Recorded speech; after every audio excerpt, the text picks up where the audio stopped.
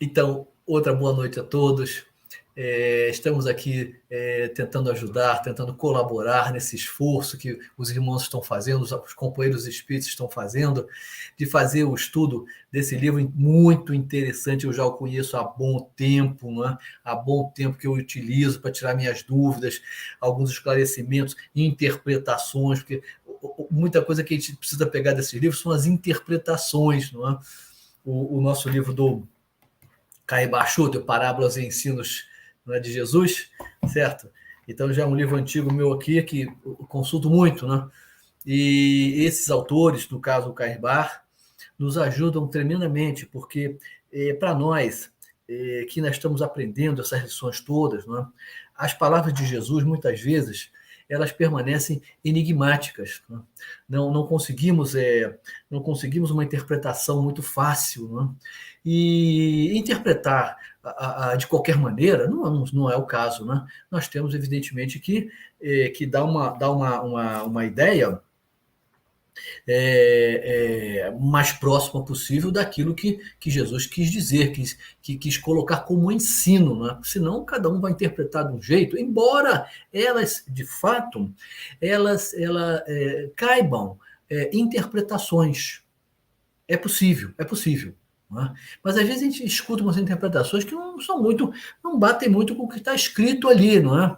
E aí a gente fica assim, puxa, mas será que é isso mesmo? Né? Então a gente procura esses autores clássicos, né? O Carl Bachuter, nesse caso, né? Entre outros, Rodolfo Caligares também, que é um autor também antigo, né? E que faz uma série de comentários, e isso nos ajuda bastante a entender, a perceber a essência desses ensinos que Jesus nos deixou e que ele sabia que eram para muito tempo, para muitas existências, não é? Desde que a gente tenha a chave que a doutrina espírita nos dá para abrir aquela porta e adentrar aquele conhecimento, adentrar aquela interpretação, não é? Interpretação. Então, isso é muito interessante, não é?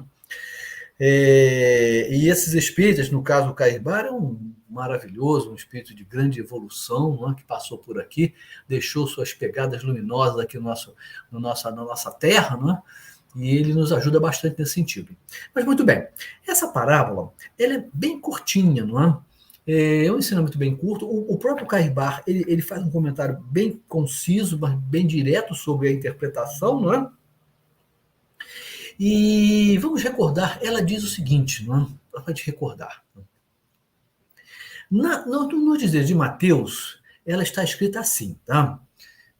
O reino dos céus, posso até fazer o seguinte, Mateus eu posso ler daqui, eu não tenho o de Lucas aqui, não está aberto. O reino dos céus é semelhante ao fermento que uma mulher tomou e escondeu em 3 medidas de farinha, até ficar toda ela, ou seja, a farinha, a massa, levedada. Está no capítulo 13, versículo 33. É um versículo só. Um versículo só contém o registro dessa parábola do fermento. Né?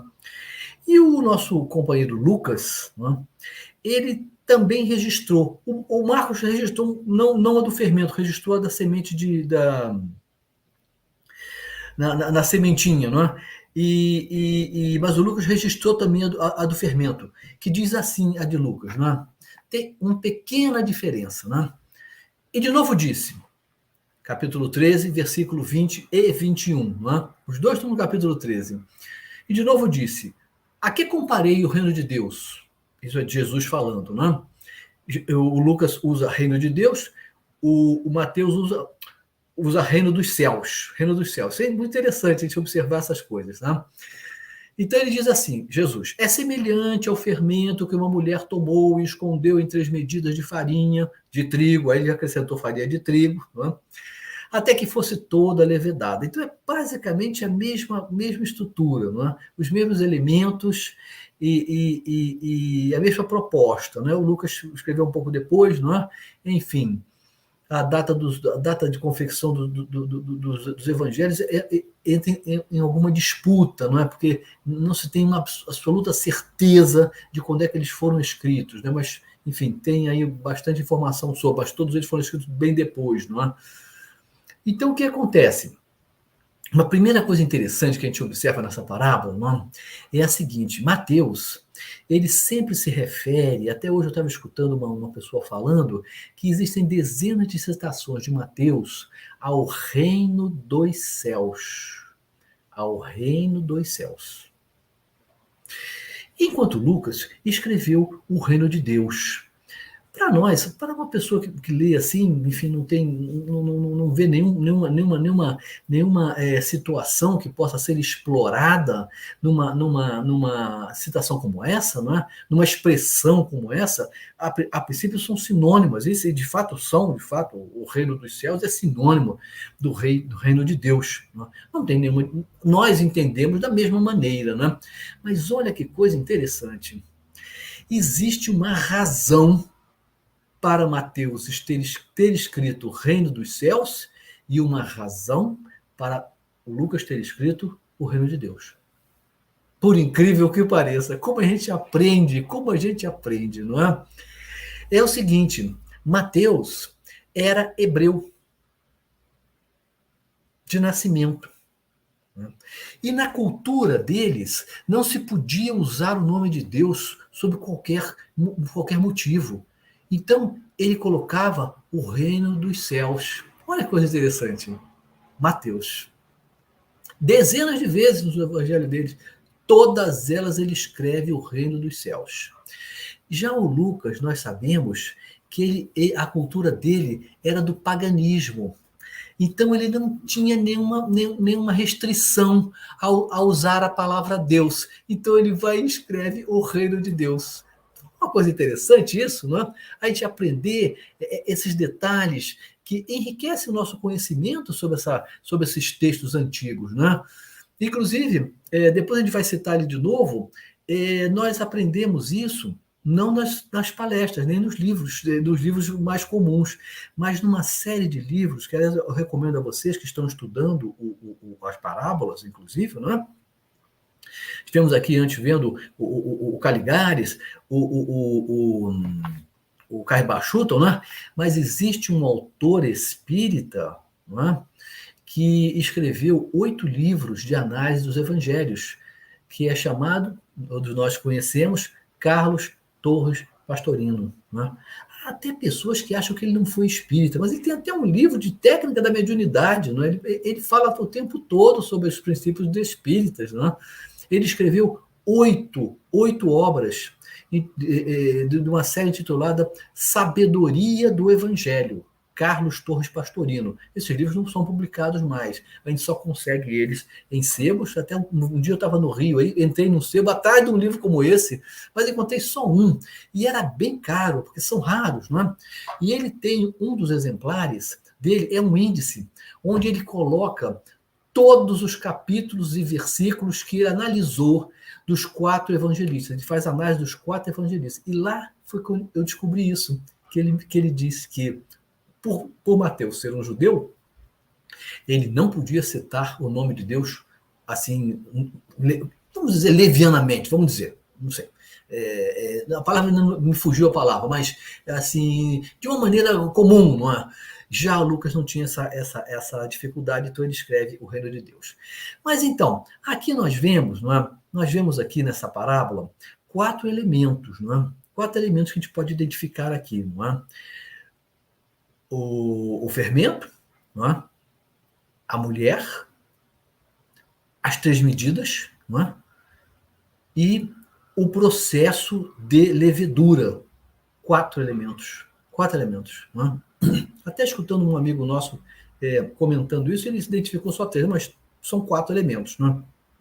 O processo também, uma mulher. Por quê? Por que todos eles são os elementos? Né? Primeiro, porque ele citou o fermento. Né? Outra coisa, podia ser um homem. Por que ele citou? E por que ele identificou? Não é? A parábola ia ser assim: o reino dos céus é semelhante ao fermento, né? Que foi colocado, escondido em 3 medidas de farinha, até que ficasse levedada toda a massa. Ele podia ter omitido a palavra mulher, podia ter omitido, mas ele fez questão. E tudo que Jesus disse, nós já aprendemos sobre isso. Tudo tem um significado. Nada está ali em excesso, à toa, sem um ensinamento. tudo que ele disse, lógico, Espírito perfeito, ele colocava a estrutura e colocava os elementos exatamente que ele desejava, que ele queria, porque todos eles teriam papel, vamos dizer assim, na parábola, no ensino que ele deu, nesse caso particular, na parábola do fermento. A gente começa exatamente pelo caso dele ter citado uma mulher, não é? E não um homem, e ter citado um ser humano, que ele podia ter omitido. Acabamos de ler aqui, ele podia semelhante ao fermento, que foi colocado sujeito, não é? Indefinido. Quem colocou? Alguém colocou, evidentemente, porque o fermento não vai ser colocado dentro da massa sozinho, não é? Então, ele colocou a mulher. E, escutando aqui e ali opiniões e apresentações, não é? Parece que ele colocou a mulher, porque a mulher, as mães, não é? As mulheres mães, não é? Elas, na cultura hebraica, não é? Elas eram responsáveis por dar as primeiras noções de moral da Torá, dos 5 livros de Moisés, o Pentateuco mosaico. Elas eram responsáveis. Não eram os pais, eram as mães. Então, a parábola envolve o preparo do pão, mas o pão não precisa ser citado aqui, porque nem Jesus citou o pão de fato. De fato, ele chegou simplesmente para que a massa ficasse levedada. Ele podia ter completado, porque aí nós teríamos um pão e as pessoas poderiam se alimentar, não é? Porque Jesus usa muito, né, esse elemento do pão para dar grandiosos ensinos, até mesmo quando ele se diz o pão da vida, não é verdade? Mas, enfim, as mães eram responsáveis por dar as primeiras noções de moral aos filhos, né? Ensinando os ensinamentos de Moisés que foram registrados no Torá. Né? E isso, o que representa? Isso representa o pão espiritual. Né? O pão espiritual, que é um outro conceito. Né? Então, ela não foi colocada ali à toa. Ela tem uma importância, vamos dizer assim, uma importância, porque era ela, agora ela foi colocada preparando o pão material, mas ela também era responsável por fornecer as primeiras migalhas, vamos dizer assim, do pão espiritual às crianças que faziam parte daquela particular família. Olha que coisa interessante. Não é verdade? Então, não é à toa que Jesus usou a figura da mulher. Não é? Ele, evidentemente, está aproveitando essa prática que era comuníssima, né? Que era comuníssima. Eu fiz até alguns estudos sobre isso, algumas leituras, não é? De outras fontes, não só espíritas, e podemos, assim, mais uma vez confirmar, não é? Que a alimentação do povo naquela época, um povo muito simples, era basicamente pão e água. Não é? De vez em quando eles criavam pombos e até se alimentavam talvez de alguns pombos, enfim. A carne vermelha era muito rara, porque era muito difícil a pessoa ter grandes rebanhos, não é? Só os ricos, evidentemente, não é? E azeite, azeitonas, mel, não é? Era uma alimentação que não tinha, assim, essa variedade que hoje caracteriza os nossos alimentos, não é? Então, o pão era muito básico. E Jesus, o preparo do pão, não é? E o próprio pão. E Jesus sabe o que era, e ainda é, evidentemente, não é? Ele usou, nós já percebemos isso, muitos de nós já perceberam isso, ele usava as práticas e os costumes, os hábitos daquele povo, para poder dar exemplos e construir ensinamentos e parábolas usando os elementos que o povo estava acostumado a lidar. Não é? Nesse caso, quem não sabia como fazer um pão? Todo mundo sabia como é que era o processo. Né? Era muito simples, até mesmo. Né? Moía o trigo, botava água, né? Não tinha sal, não botavam sal. Né? E o fermento, alguns pães tinham fermento, outros não. Né? Outros não. Então é um elemento muito comum para lhe dar um ensinamento. Né? Então ele usava a rede que pescou, não é? Porque muitos eram pescadores. não é? Tesouros, a pérola que estava escondida na casca da ostra, porque muitos, de fato, procuravam essas pérolas. Né? Então, ele estava sempre, sabe o que era? Pegando os elementos que caracterizavam aquela comunidade e construindo uma narrativa, não é? Com esses elementos, para que a pessoa pudesse mais facilmente apreender. Não é? Porque senão ficaria muito difícil se ele usasse elementos que aquela comunidade, aquelas comunidades nem tinham noção ainda que existiam, né? Que iriam existir no futuro, mas que naquele momento não existiam. Não é?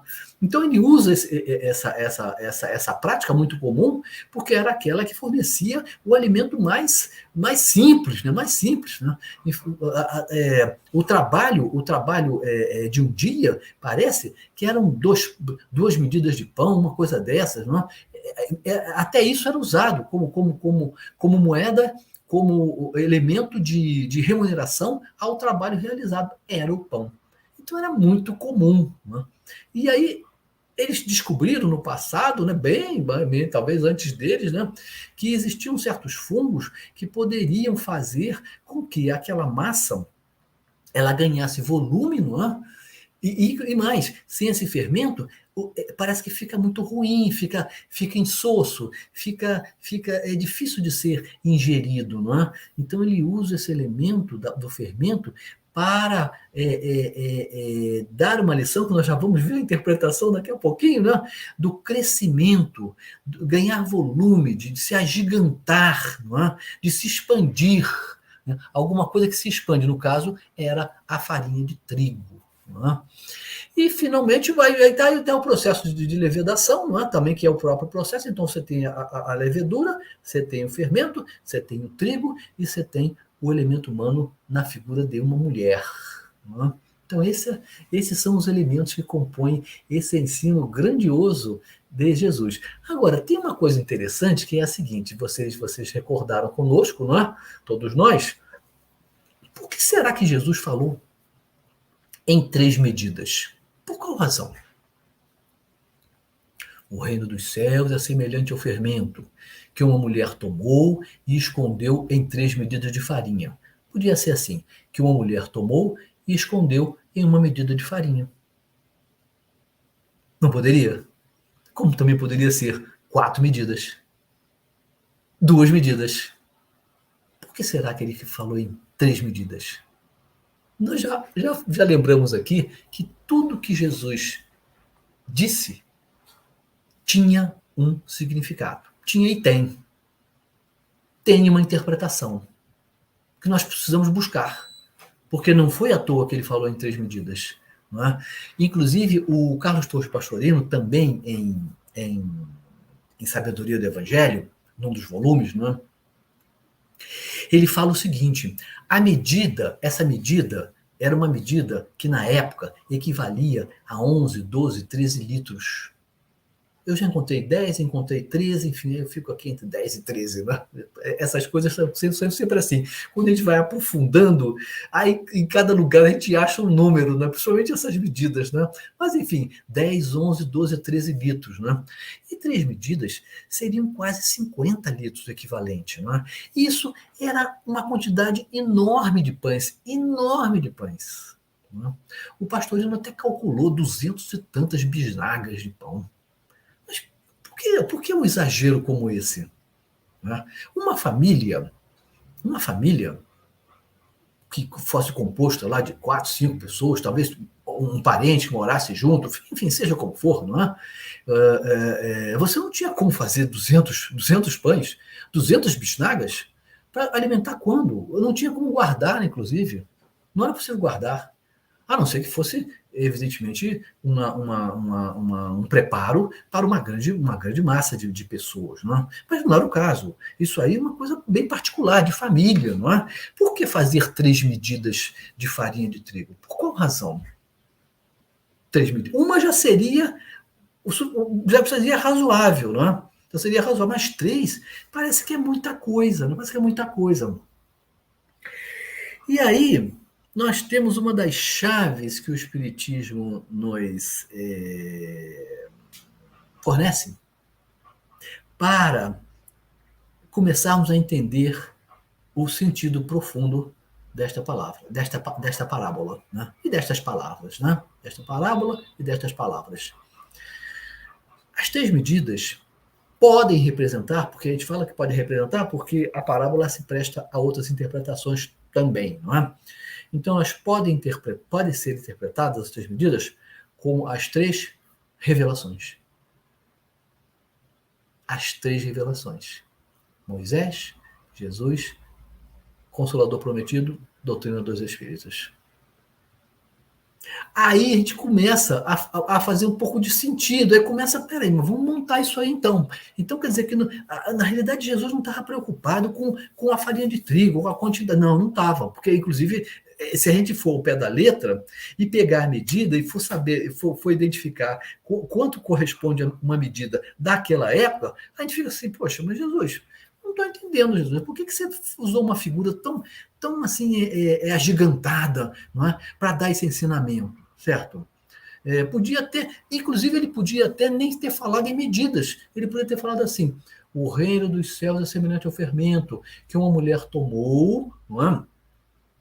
E juntou no seu preparo, na sua massa, que ele não disse qual seria, de qual quantidade fosse. Você vê como é que a gente pode transformar isso aí? A gente pode tirar aqui, acrescentar ali, mas ele não fez. Ele fez deste jeito. E desse jeito tem uma interpretação. Não é? Então, as 3 medidas seriam isso. Seriam as 3 revelações. Que não são 4, que não são 2, que não foi uma, mas são 3. Não é? Não sabemos se haverá uma quarta. Até o momento, não tem nada assim que dê um indicador, não é? Mas as 3 existiram. Não é? E mais, Jesus, quando fala em 3, ele já está profetizando. Ele já está falando sobre o futuro. Porque na sua época, de fato, só existia uma até aquele momento. A sua estava sendo construída, certo? A segunda revelação estava sendo construída através da vida dele, dos exemplos, das situações que ele nos deixou. Né? Mas ele já falava numa terceira, do Consolador Prometido. Né? Já estava, então, quer dizer, o que ele falava, ele já colocava no bojo, vamos dizer assim, no corpo dos seus ensinos, que foram, em grande parte, as suas parábolas. Então, as 3 medidas podem ser interpretadas pelas 3 revelações. Não é? Poxa, mas esses outros elementos aí, como é que nós vamos entender essa coisa toda, não é? Aí ele vai e faz essa comparação. Vejam que as duas são assim. O reino dos céus, ou o reino de Deus, é semelhante. É semelhante o quê? A esse processo total de juntar o fermento, no trigo, na farinha de trigo, e esperar que ele assim produza o seu efeito químico, que nós sabemos o efeito químico. Não é? Então, ele fala que esse processo é o reino de Deus. Não é? A gente pode agora pensar que seria a conquista desse reino de Deus. Não é? A conquista. Como é que nós poderíamos conquistar esse reino de Deus através desse processo? Né? Vivenciando esse ensino. Né? Aí, se a gente pegar as 3 revelações, as 3 revelações nos deram o quê? Ensinos, não é verdade? Alguns ensinos nós sabemos de Moisés, sabemos disso agora largamente, que a doutrina espírita nos ajuda nesse entendimento, né? Eram bem aplicados àquele cotidiano dos hebreus. Né?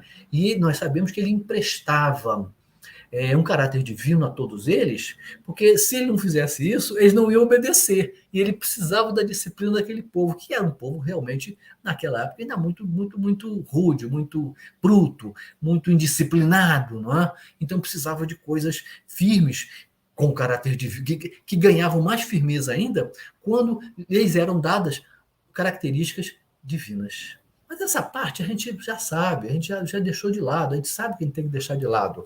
Mas a parte, os ensinamentos que eram endereçados para a sociedade judaica, existem as leis imortais. Nós sabemos disso, que são, por exemplo, os 10 mandamentos. Os 10 mandamentos que permanecem como ensinamentos, leis de Deus, que inclusive se aplicam até os dias de hoje e se aplicarão durante muito tempo. Muito tempo.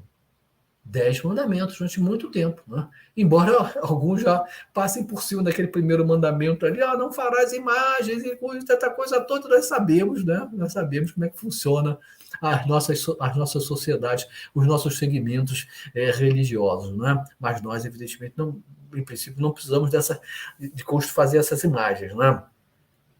Então, Moisés, ele teve ensinamentos profundos que até hoje são aplicados. 3.500 anos depois. Moisés, certo? E Jesus, através dos seus exemplos, o que é que ele nos deu? Ensinos, também, não é? Uma outra etapa, um outro degrau, um outro patamar, vamos dizer assim, de ensinamentos, não é? Até corrigiu lá o dente por dente, olho por olho, não é? Dizendo para perdoar, não é? Agora vamos perdoar a qualquer ofensa e assim por diante. Quer dizer, Moisés veio trazer a justiça, Jesus veio trazer o amor, não é? E nós sabemos que a doutrina, vamos chegar lá, não é? E aí Jesus trouxe ensinos também, muitos ensinos, que nós estamos aqui até hoje há 2.000 anos tentando conhecê-los, adentrar o significado deles, não é? E fazer o próximo passo. Qual é o próximo passo? É aplicar, é vivenciá-los. Porque fazendo isso, nós evoluímos, nós progredimos. Olha como é que a gente está chegando no entendimento da parábola do fermento, não é? Muito bem. Jesus sabe o que era e é, não é? Ele sabia que o ensino dele ia ser modificado, deturpado, alterado, incluir, retirar, suprimir, não é? Todo tipo de adulteração que nós pudemos fazer em um texto, na mensagem de Jesus, foram feitos. Todos, sem exceção. Não é? E aí ele vai vir o Consolador, que vai restaurar todas as coisas, vai fazer vocês relembrarem, assim por diante, essa coisa toda. E vem, então, passados 18 séculos, reencarna, não é? o nosso querido Hippolyte Léon Denis Rivail, que assume o nome de Allan Kardec, né? druida das épocas das Gálias, não é? Entre outras reencarnações que possa ter tido, evidentemente, e codifica, e organiza, e elabora, prepara, estrutura a terceira revelação e nos oferece isso agora metodicamente, através de milhares e milhares de páginas registradas, não é? Falando sobre tudo possível e imaginável, não? Evidentemente só não falou sobre coisas ainda científicas que ainda não tinham sido descobertas e apresentadas à humanidade. Tudo tem seu tempo, nós sabemos disso. A natureza não dá saltos, nós vamos ver a aplicação disso nesse processo todo, não é? E vem a Kardec, então, apresenta a doutrina dos espíritos. E o que a doutrina espírita trouxe a verdade?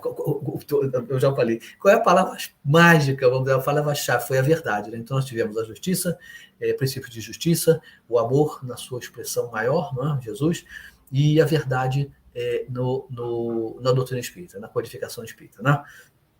E todas essas três revelações, são revelações, trouxeram uma quantidade imensa de ensinos. E o ensino, quando ele é colocado na massa, ele faz, não é? Expandir, crescer. Não é? Se nós pensarmos que nós somos a massa, é uma outra interpretação possível, não é? E o fermento, que são os ensinos, nos são comunicados, nós agora precisamos fazer o quê? Fazer com que isso levede, não é? Haja a fermentação. De quem? De nós mesmos. De nós mesmos. Que nós promovamos o nosso crescimento espiritual através dos ensinos que foram comunicados pelas três medidas, pelas três revelações. Já tinham essa interpretação? Já tinham imaginado sobre isso? Essa parábola é muito pouco conhecida, não é? Então, nós normalmente conhecemos outras parábolas e sabemos de cor e salteado, talentos, essa coisa toda, né? Mas essa, ela esconde, olha só, escondeu entre medidas, não é? Ela esconde, vamos dizer assim, esse ensino, que como uma pérola engastada lá na carapaça, vamos dizer, da concha, a gente deve retirá-la para observá-la, a sua beleza, não é? E com isso, mais do que observá-la, já frisamos aqui, mais do que observá-la, nós precisamos vivenciá-la, não é? Então, a parábola, ela trata da aquisição, da conquista do reino de Deus através do processo da evolução nossa, do nosso progresso.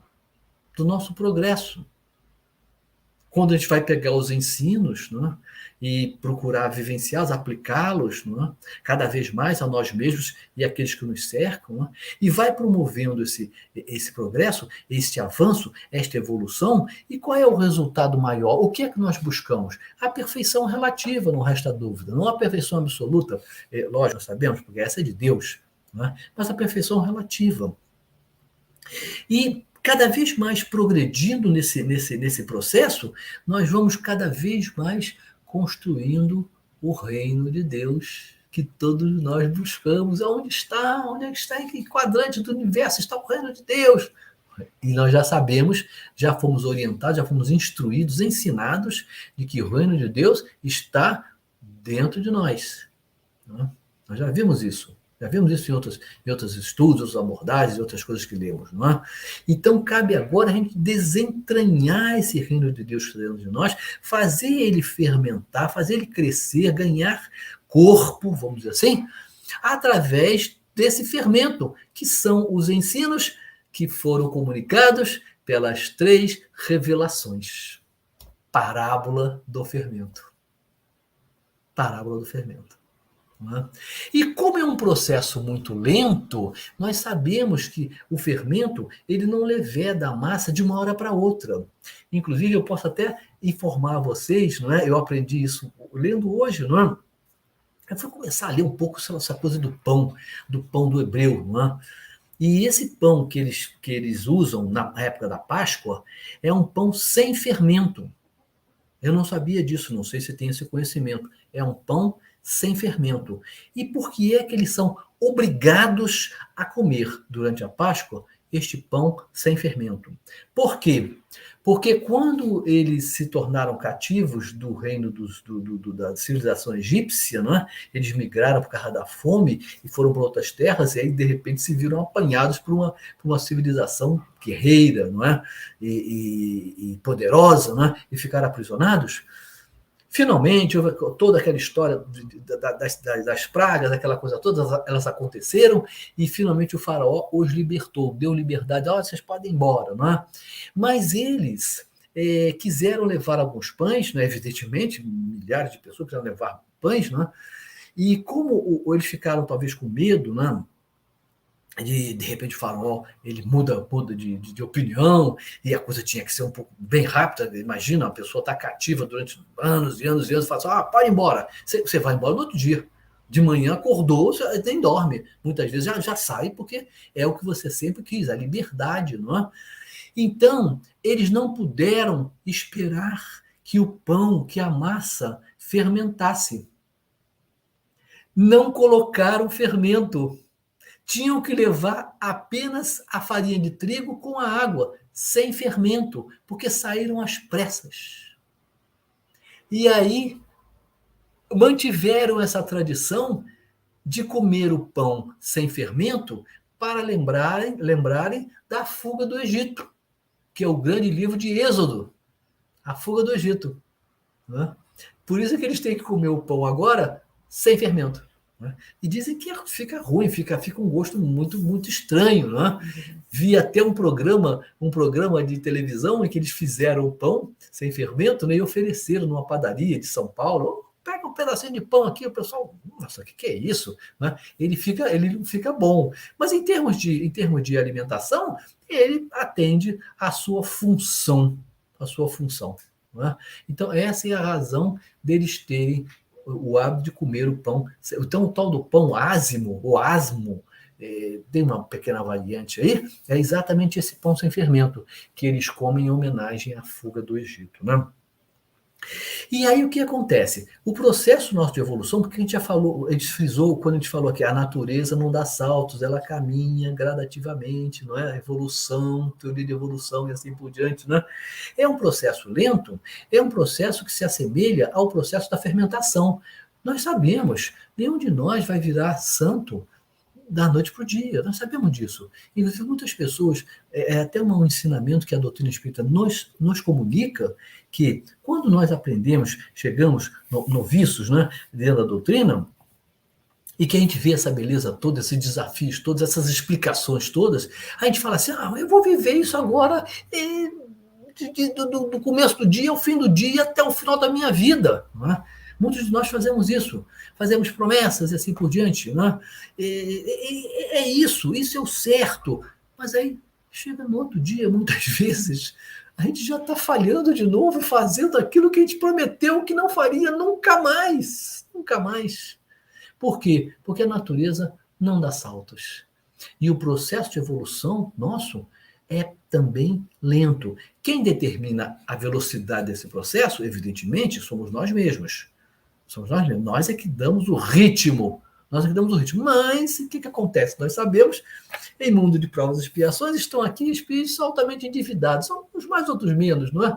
E que não tem lá muita convicção, muita fé, muita determinação para viver aquilo que entende, para viver aquilo que aprendeu.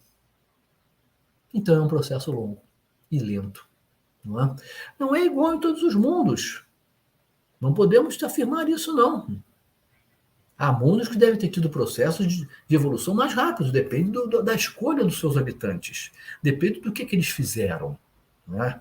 Se eles construíram muitas expiações, muitas situações que foram obrigados a ficar espiando. Né? Como agora, por exemplo, regeneração, vai tirar uma quantidade imensa de espíritos, vai passar para um outro planeta, que vão continuar espiando, enquanto os daqui vão avançando, né? Vão avançando, herdando a Terra. Certo? Então isso depende muito da forma como as sociedades e culturas se portaram nos mundos, nas casas do Pai. Não é? Esse caminhar nosso é um caminhar que é nosso, é nosso, mas não podemos afirmar que ele é o padrão de todas as comunidades, de todas as civilizações, porque não é. Isso aí tem que ver como é que os espíritos se portaram. Tá? Então, o que acontece? A nossa evolução é lenta, se assemelha à fermentação, não é? Da massa de trigo, de farinha de trigo. Não é? E no final, Jesus não usou o elemento do pão, né? Vamos colocar assim, né? Mas o final nosso objetivo é atingir a perfeição e conquistar o reino dos céus. Mas não de uma hora para outra, lentamente. Também, gradativamente. Cada vez mais percebendo, nossa, o reino dos céus é isso aqui também. Hoje eu construí uma nova faceta, eu estou aqui trabalhando uma nova faceta da minha personalidade e estou muito satisfeito com isso. E aí quando a pessoa se identifica com isso, com as coisas boas, ela vai percebendo as alegrias do céu. Não é? Cada vez que ela deixa para trás uma característica sua, negativa, construída em função das decisões e experiências de passado, ela vai apagando o quê? As labaredas do inferno. E cada vez mais ela vai se identificando com esse reino dos céus. E que Jesus usou esses elementos porque ele não pode nos descrever o reino dos céus, as alegrias e a felicidade que é viver no reino dos céus, porque nós não temos condição de entender. Então ele usa os elementos, as parábolas, Por isso é que Mateus citou dezenas de vezes a conquista do reino dos céus. E é Jesus usando os elementos, a pesca, a agricultura, a prática, a confecção do pão e assim por diante, para que a gente faça referências, faça semelhanças. Tá? Mas nós só vamos, de fato, conseguir entender o que é o reino dos céus quando nós, de fato, tivermos construído esse reino. Porque por palavras não dá. Não dá para falar. Jesus sabia disso. Por isso é que ele estava sempre fazendo analogias, sempre fazendo histórias, misturando animais, elementos, para que a gente vislumbrasse, começasse a ver palidamente o que seria esse reino dos céus. E aí, vendo esse reino dos céus e se interessando por ele, nós nos empenharíamos em construí-lo, em conquistá-lo, cada vez mais rápido, através dos nossos esforços, tentando acertar o nosso passo dentro do trilho divino. É isso que acontece. Não é? Então, seria improdutivo Jesus chegar ao reino dos céus e assim, não tem como. Inclusive, eu falando para vocês, lembrando aqui essa figura do céu e do inferno, não é? O Emmanuel, ele fez uma interpretação muito interessante, não é? Quando ele fala do inferno de Dante Alighieri, né? Ele diz que o Dante, ele de fato, ele conseguiu dar boas pinceladas do que seria, se ele existisse, o inferno, né? O inferno propriamente dito, um local no universo, num quadrante do universo, onde lá fossem colocados os espíritos que transgrediram gravemente os princípios divinos. Né? Ele conseguiu descrever com muitos detalhes. Né? Quer dizer, ele se aproximou bastante da realidade do que é o inferno, do que nós construímos para nós mesmos. Não é? Mas ele fala assim, contudo, nós até hoje, ninguém conseguiu delinear o que seria o céu. Não é verdade? Já pensaram sobre isso? Mas por que ninguém conseguiu delinear o que seria o céu? Porque nunca nenhum de nós esteve lá. É simples. Mas no inferno, sim. A vivência das situações criadas por nós mesmos e que representam, vamos dizer assim, situações infernais, nós já criamos. Nós já criamos, já sabemos como é. Então a gente consegue descrever. Mas no céu, não. E aí o que acontece? Nós pintamos, vamos dizer assim, o céu de uma maneira infantil. Sempre fizemos isso. Não é? O que é o céu? O que é Deus? Deus é um ancião de barbas longas, vestido de branco, não é? Cabelo também igual o mago do Senhor dos Anéis, não é? O mago do Senhor dos Anéis, o cinza, o mago cinza, né? Gandalf the Grey, com um cajado, e ele também tem um cajado. Né? Imagina, Deus vai precisar de um cajado para se apoiar, para poder andar. Você imagina, nós dizemos uma coisa dessa. Né? Mas é coerente com o nosso nível de entendimento do que seria o céu. Não é? E aí, alguns eleitos, não é? Saboreando uvas, maçãs, não é? Alguns animais pastando na relva fresca. Não é? Esse é o céu. Não é isso que é o céu que a gente desenha? Emmanuel nos apresentou esse raciocínio. A gente consegue descrever o inferno, mas o céu não. O céu, de maneira nenhuma, porque nenhum de nós viveu ainda as alegrias do céu. Então, é esse o nosso desafio, construir esse reino dos céus, não é? Que não está fora de nós, não está num quadrante do universo, numa latitude e longitude, delimitada por algumas latitudes e longitudes no universo, não é? Ele está dentro de nós.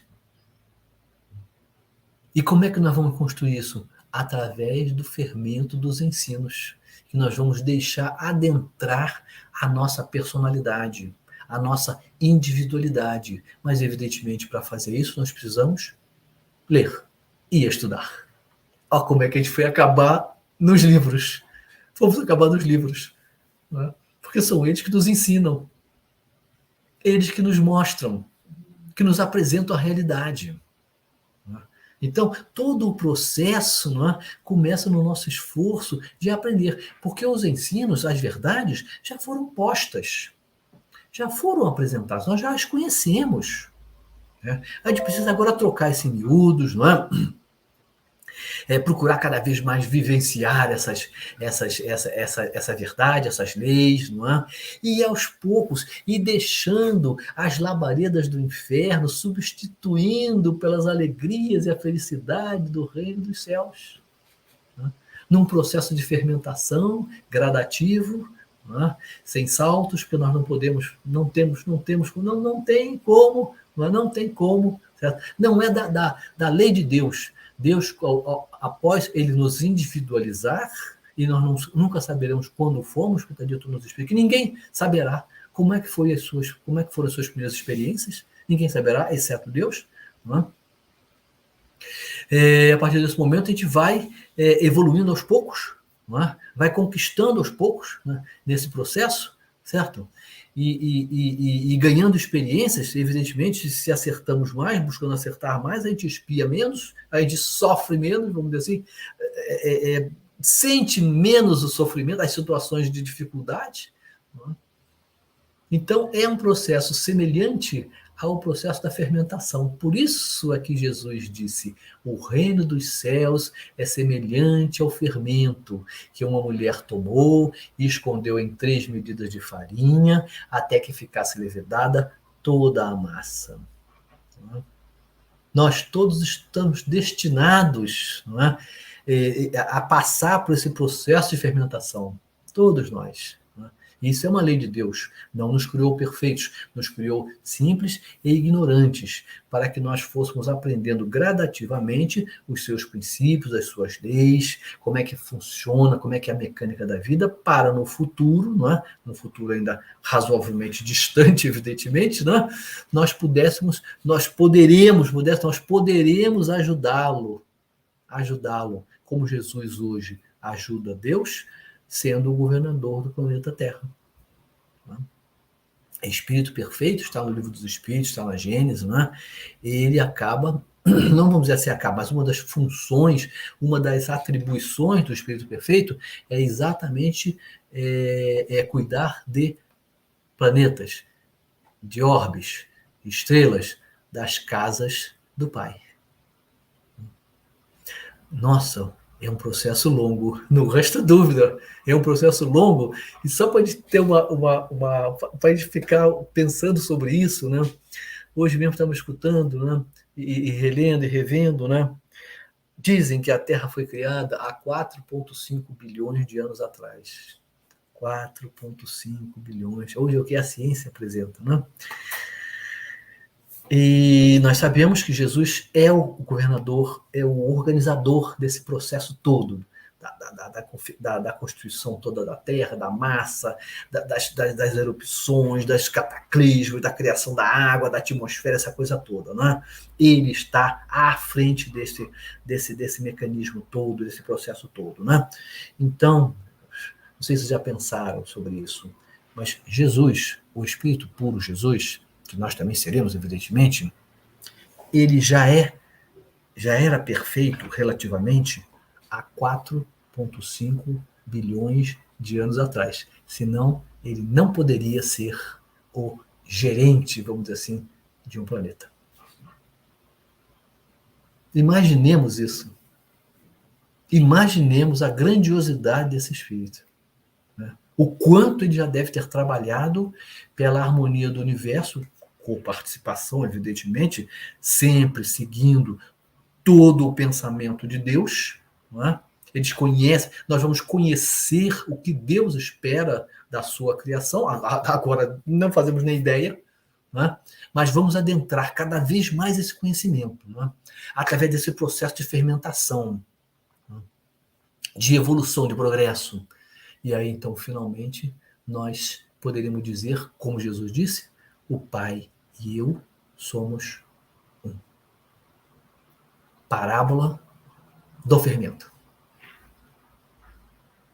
Espero que tenham gostado. Essas ideias todas são da nossa doutrina, que troca essas poucas palavras aqui, talvez umas 40 palavras ali, umas interjeições, uns artigos, uma coisa qualquer, não é? Num ensinamento grandioso, não é? que é exatamente a forma do mecanismo do progresso da nossa evolução. Não é? Temos ainda 5 minutos, eu olhei aqui e tem uma coisa interessante que a gente pode destacar do processo, para fechar ainda mais essa parábola. Não é? O que acontece no processo de fermentação? Calor, a liberação de energia, de calor, não é? Como é que ele se relaciona ao nosso processo de evolução? No calor gerado, na energia despendida, no aprendizado e na exemplificação das atividades, dos ensinos. É o calor, é o nosso calor que nós precisamos transpirar, precisamos doar, não é? Gerar para que haja o processo da fermentação, porque sem trabalhar, sem gerar calor, não tem evolução, não tem progresso. Então, até nisso, a parábola tem este paralelo. A geração de calor do processo de fermentação corresponde ao processo de dispêndio de energia que nós precisamos empregar para construir a nossa própria evolução, o nosso próprio progresso. Excelente essa visão da doutrina, né? Fechando todos os aspectos da nossa parábola do fermento. E, evidentemente, para nos ensinar, além das as três revelações, nós tivemos também muitos outros espíritos de superiores que vieram aqui trazer ensinos e exemplificações. Né? Inspiremos, então, nesses exemplos, desses espíritos, e nos reprogramemos para acelerar o passo. E quanto mais a gente fizer isso, mais a gente vai construir partes do reino dos céus, do reino de Deus. E isso vai nos dar imenso prazer e felicidade. Vamos então, chegamos aos nossos momentos finais, nós vamos já dar continuidade, fazendo nossa prece de encerramento dessa parte. Né? E vamos então, juntos, elevar nossos pensamentos ao nosso Pai Criador, que construiu esse mecanismo, este processo, que agora nós ainda não o percebemos na sua plenitude, na sua beleza maior, mas já vislumbramos muitos aspectos de beleza, de harmonia, de amor, de misericórdia que esse processo apresenta. Nós sabemos disso. Traduzem as virtudes, os atributos que Deus tem que ter, que tem que possuir para ser Deus.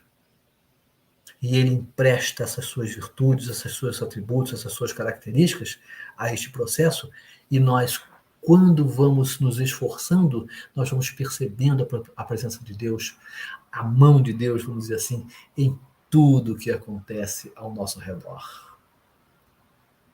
Nos inspiremos, então, na beleza desse mecanismo de evolução, né? E promovamos esse avanço, né, rumo aos braços do Pai. Porque é isso que Ele, em última instância, espera, aguarda, deseja ardentemente. Que a espiritualidade que nos protegeu aqui nessa hora nos ajude hoje e sempre, e que possamos, então, dar por encerrado essa nossa atividade. Graças a Deus.